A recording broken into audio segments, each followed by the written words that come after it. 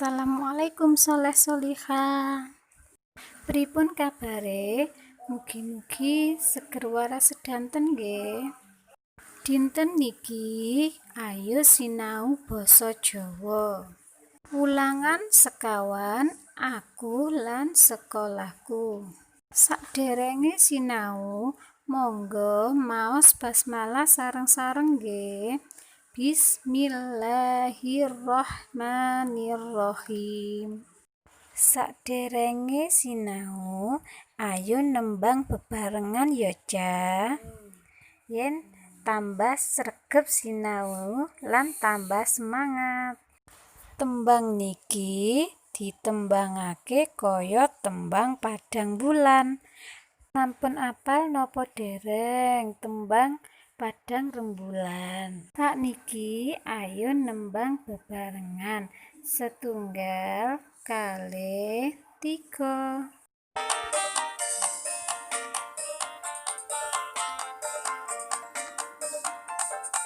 Ayo kanca enggala siyaga, buku potret sarapan wis sumadya, srengenge sing awe-awe,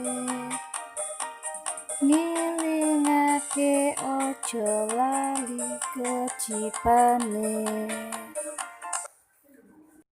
Nah, sinten sing semerap? Napa kewajibane bocah sekolah niku?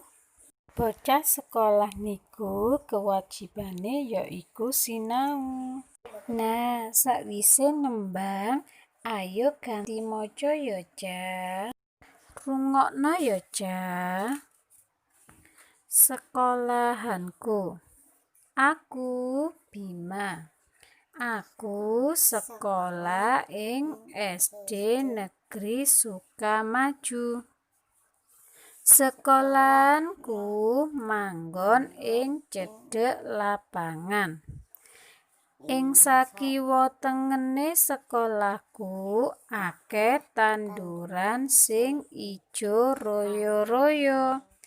Sekolahanku katon asri.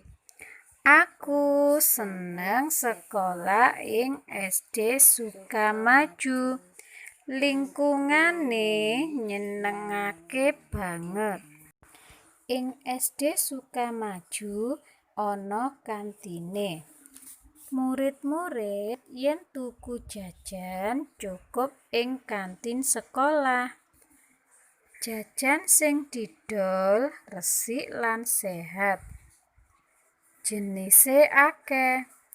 Ing kantin uga nyediakake banyu ngombe. Latare sekolahanku jembar. Papan kanggo dolanan para siswa ing wayah ngaso. Uga kanggo upacara ing saben dina Senin lan peringatan Hari Besar Nasional.